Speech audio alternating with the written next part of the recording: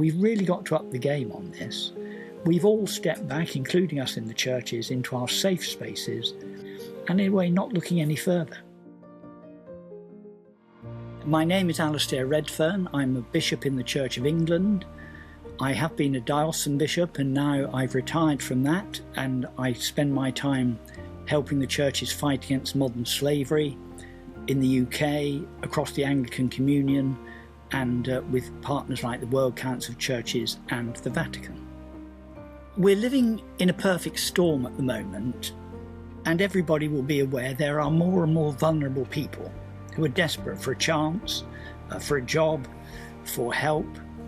And in my career, in my job, at one stage I was working in Lincolnshire in England, which is where a lot of the food is grown. It's very flat.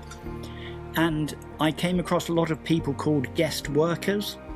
In fact, they were people enslaved from Eastern Europe, come to work on the land, and I got involved in trying to help them and provide support.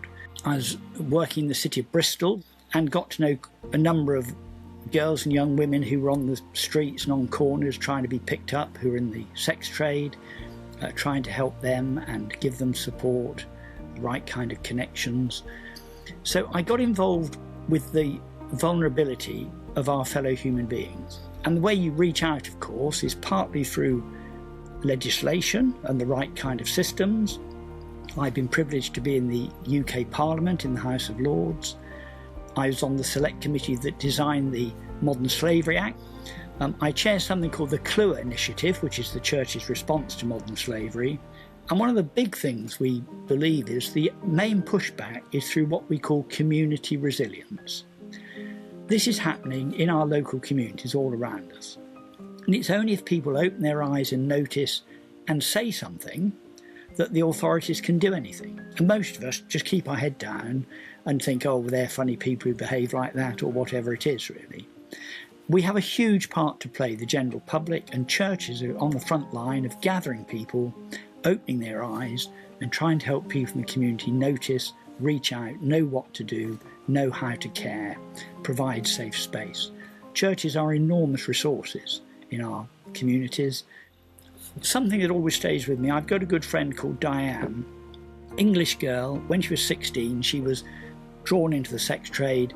For 5 years, she was in a brothel in the Middle East, seeing 10 or 12 men a day. One of the things she says is, in 5 years, nobody ever asked me how I was.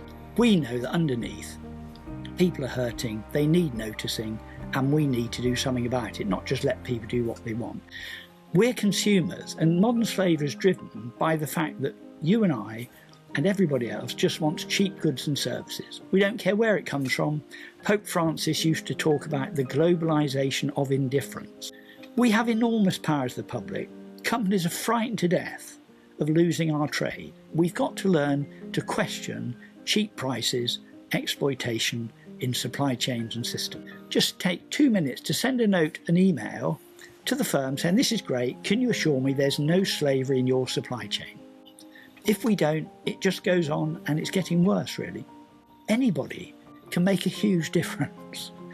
We have a safe car wash app. Everybody gets their car washed. You can sit in it, put your phone on, ask the questions, and if it says there's a warning, you don't have to make a judgment. You press a button, somebody else will check it out. Just takes a moment.